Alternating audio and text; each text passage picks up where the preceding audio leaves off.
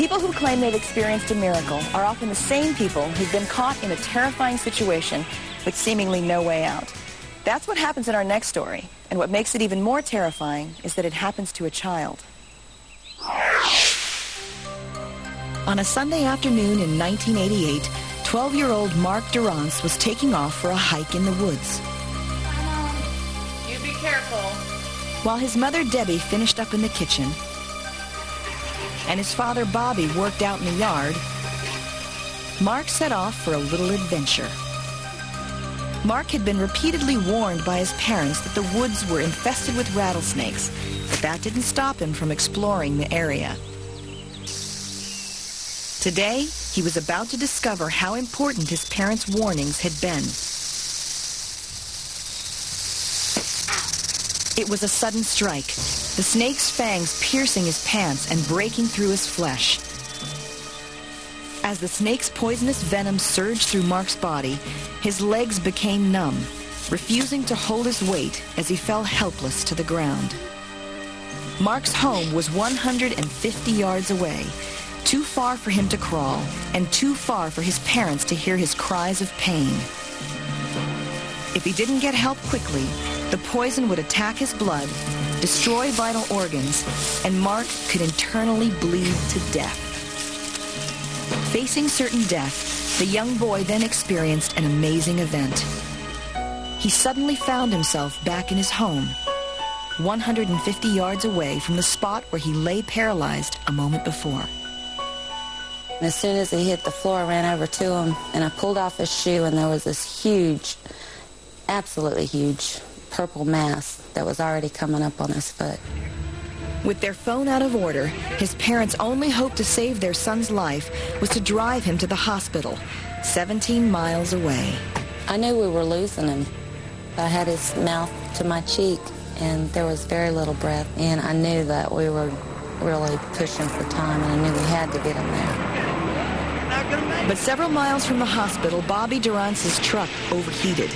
Mark's father tried to flag down passing cars, but no one would stop. In a panic, Bobby carried his son's lifeless body into the middle of the road. That's a bad feeling, to be out there on the road and son in your arms dying, you know, one of your kids, and nobody helps. Hey, stop! Finally, someone stopped. Bobby loaded his wife and dying son into the car, and they raced to the hospital. Take him in. Mark's pediatrician, Dr. Susan Short, did not know if the boy would live. He wasn't breathing on his own. He wasn't talking or responding to anything at that time. His blood vessels had just clamped down, and circulation was diminished. This was the worst I've ever seen.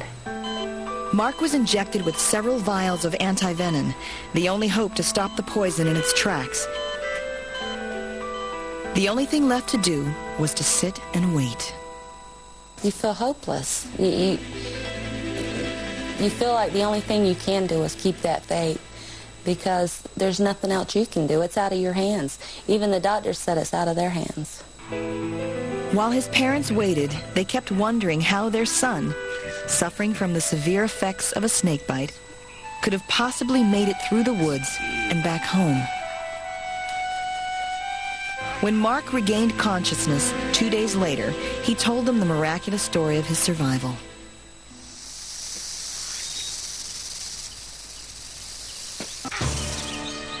After the bite, I felt very weak, and my eyes were blurred. I couldn't really see a whole lot. I felt very paralyzed, like I couldn't move at all.